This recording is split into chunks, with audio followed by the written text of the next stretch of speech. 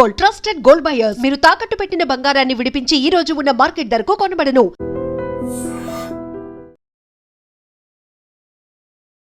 మధు హైడ్రా అనేది ఉన్నది, ప్రజలకి చాలా మంచిగా చేస్తుంది. ఎంతో మందికి కేసీఆర్ హయాంలో కానివ్వండి, ఎవరి హయాంలో కానివ్వండి, కబ్జాలకు గురైనవి ఈ ప్లేస్లన్నీ కూడా హైడ్రా వాళ్ళు మళ్ళీ ప్రజలకు ఇప్పిస్తున్నారు. గవర్నమెంట్ ల్యాండ్స్ని కాపాడుతున్నారు.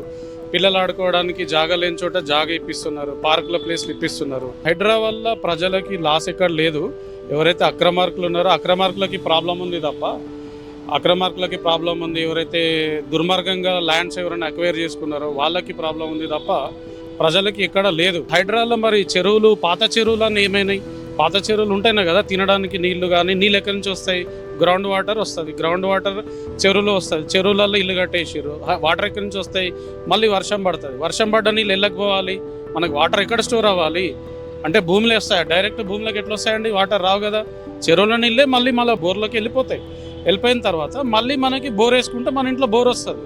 అంటే రోజుగా హైడ్రా అనేది ఎవరొక్కరి సొత్తు కాదు, ప్రజల కోసం ఏర్పాటు చేసింది. అది ఎవరైతే అక్రమార్కులు ఉంటే వాళ్ళకి భయం. ఎవరైతే ఆస్తి నష్టం అంటే వాళ్ళకి తెలుసు, ఎఫ్టీఎల్లో ఇల్లు కట్టొద్దని తెలుసు. ఎందుకు కట్టుకున్నారు? కట్టుకోవద్దు కదా. మరి బిల్డరు ఏదో మేనేజ్ చేసుకుని ఆయన తేవచ్చు. కానీ కొనేటప్పుడు ఎఫ్టీఎల్ ఉందా లేదా అని చూసుకోవాలి. వాళ్ళకు కూడా తెలుసు, అది ఎఫ్టీఎల్ ఉండదని తెలుసు, ఎఫ్టీఎల్ ఉంది అని తెలుసు, తర్వాత ఏం కాదని తెలుసు. ఇవన్నీ తెలుసుకున్న తర్వాత అక్కడ వాటర్ స్టోరేజ్, ఇప్పుడు నువ్వు ఇల్లు చూడడానికి వెళ్ళినప్పుడే నీళ్ళు ఉంటాయి అక్కడ. అయినా కూడా నువ్వు ఇల్లు ఎట్లా కొనుక్కుంటావు? మా ఇల్లు ఎదురుగా వాటర్ చెరువు ఉన్నది, మా ఇంటి ఎదురుగా నీళ్ళు ఉన్నది, లేక్ వ్యూ అని ఉన్నది. లేక్ వ్యూ ఎట్లుంటుందండి? జీవాలు అన్నీ ఏవెక్కడ ఉండాలో అక్కడే ఉండాలి. వాటి ప్లేస్లో మనం పోతే మనం ఎక్కడ పోతాం? పీల్చుకోవడానికి ఊరవతలకి పోవాల్సి వస్తాం. ఎక్కడనో జగిత్యాల నుండి, జడ్చర్ల నుండి మాట్లాడితే కుదరదు.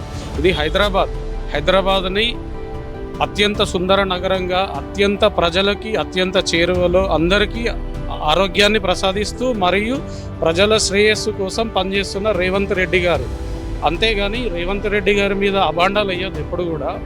గవర్నమెంట్ ఎప్పుడైతే కాంగ్రెస్ పార్టీ అనేది ప్రజల కోసం పనిచేస్తుంది, అది మీదే పార్టీ అయినా కావచ్చు, నాదే పార్టీ అయినా కావచ్చు, కామన్గా మాట్లాడుతున్నాం. మనం నష్టం జరుగుద్ది, కొన్నిటి వల్ల లాభాలు జరుగుతాయి. కానీ ప్రజలకి మంచి జరుగుతుందా లేదా అనేది చూసుకోవాలి. మనం ఒక్కరం నా ఇల్లు కొట్టి నాది కూడా పోయిండొచ్చు, నాది కూడా పోయింది, అది రాంగ్ అని తెలుసు, తీసుకున్నాం, పోయింది, అది తప్పులేదు. దాంట్లో నష్టపోయిన వాళ్ళు రేవంత్ రెడ్డి గారి మీదకి చేయెత్తి చూపించడం ఇవన్నీ తప్పు కాదు కదా.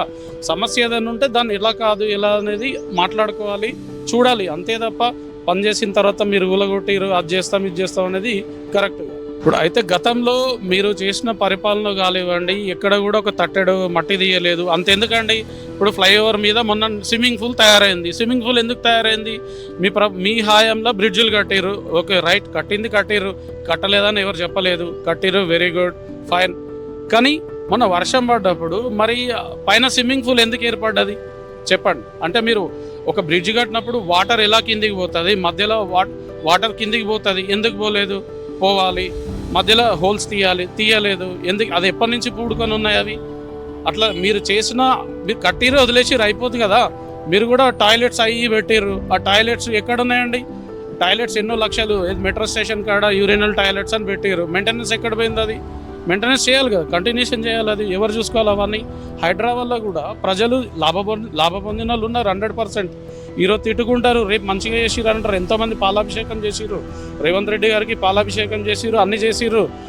ధన్యవాదాలు తెలుపుతూ లెటర్లు రాస్తారు, గాంధీ భవన్కి లెటర్లు రాస్తారు, రేవంత్ రెడ్డి గారికి లెటర్లు రాస్తారు, క్యాంప్ ఆఫీస్కి ధన్యవాదాలు చెప్తారు, కంప్లైంట్స్ ఇస్తారు. హైడ్రా అనేది ఒక సిస్టమేటిక్గా పనిచేస్తుంది తప్ప ఒక వ్యక్తి కోసం ఏ రోజు కూడా తయారవ్వలేదు. అది హైడ్రా అనేది ఎప్పుడు కూడా హైడ్రా అనేది ప్రజల కోసం పనిచేసే సంస్థ. రేవంత్ రెడ్డి గారు 24/7 ప్రజల కోసం పనిచేస్తున్నారు. గొప్ప నాయకుడు, he's the fire of Telangana right now. అర్థం చేసుకోండి. ముందు తరాలకి ముందు నాంది పలుకుతున్నారు రేవంత్ రెడ్డి గారు.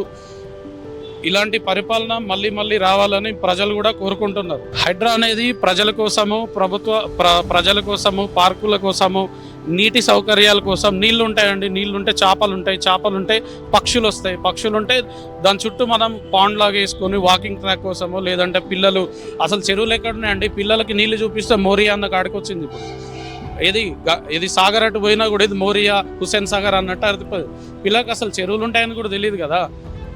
పిల్లలకి చెరువులు ఉంటాయని కూడా తెలియదు. హైడ్రా వచ్చిన తర్వాత ఇది హైడ్రా చెరువు అంటారు, ఇది రేవంత్ రెడ్డి చెరువు అంటలేరు. ప్రజలే అది, రేవంత్ రెడ్డి గారిది కాదు. రేవంత్ రెడ్డి గారు అలా అడగడం కోసం పెట్టుకోలేదు. ప్రజలు దాని చుట్టూ రోజు వాకింగ్ చేస్తారు, వాళ్ళకి ఆరోగ్యం వస్తుంది. ఆ కంపు వాసన ముక్కు పట్టుకొని తిరిగితే ఎక్కడ వస్తుందండి? ఆరోగ్యాలు ఏం రావు కదా. ఆహ్లాదకరంగా పిల్లలకి రిక్రియేషన్ క్లబ్ అలాంటివి అని పెట్టుకుంటే పిల్లలు ఆరోగ్యంగా ఉంటారు, ఆడుకుంటారు, మార్నింగ్ వాక్ చేస్తారు, వాటర్ చూస్తారు, పక్షులు వస్తాయి దాంట్లో. అవన్నీ జంతు జలచరాలు అన్నీ కూడా అందులో ఉంటాయి కదా. చరాంబాగ్లో వరదలు వచ్చినాయి, అక్కడ వెళ్ళి మేము కూడా పనిచేసినాం. వాళ్ళకి ఒక 3-4 days వర్క్ చేసినాం. ఏంటి మన ఈ మునిగిపోయిన వాళ్ళు వీళ్ళందరికీ అక్కడ వర్క్ చేసినాం. మీరు ఎక్కడున్నారంటే మాకు ఎవరు చెప్పలేదన్నారు వాళ్ళు. అమ్మ మీరు రాత్రి ఎందుకు ఉన్నారని అడిగినాం. అంటే మాకు అసలు ఎవరు చెప్పలేదు, ఇక్కడి నుంచి వెళ్ళిపోమని ఎవరు చెప్పలేదు.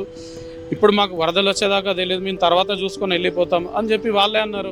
మాకు చెప్తా మేము ఎందుకు ఉంటాం అంటున్నారు వాళ్ళు. ముసరాంబాగ్ హైడ్రా ఉండాలి బ్రదర్. హైడ్రా ఉంటే మళ్ళీ హైదరాబాద్లో నీటి కొరత రాదు.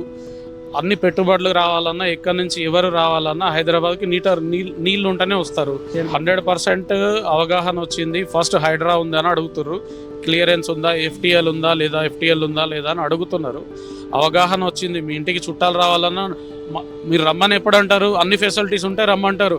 మా ఇంట్లో నీళ్ళు లేవు, మీరు ఇప్పుడు రాకండి, వర్షాలు పడ్డప్పుడు రండి అంటారు. బెంగళూరు లాగా అయిపోద్ది మన పరిస్థితి. హైడ్రా ఉండాలి, నీళ్ళని రీస్టోర్ చేసుకోవాలి. ప్రతి ఒక్కరు కూడా వర్షపు నీరుని వేస్ట్ చేయొద్దు. ప్రతి ఒక్కరు నీటిని పొదుపుగా వాడుకోవాలి. నల్ల నీళ్ళు కానీ ఎక్కడ పాడేయొద్దు. ఇది పబ్లిక్ కోసం, కాంగ్రెస్ పార్టీ పబ్లిక్ కోసం. నీళ్లు ఉన్నాయని ఎవరు ఎప్పుడు పాడవేయకండి. ఎంత అవసరం ఉంటే అంత వాడుకోండి.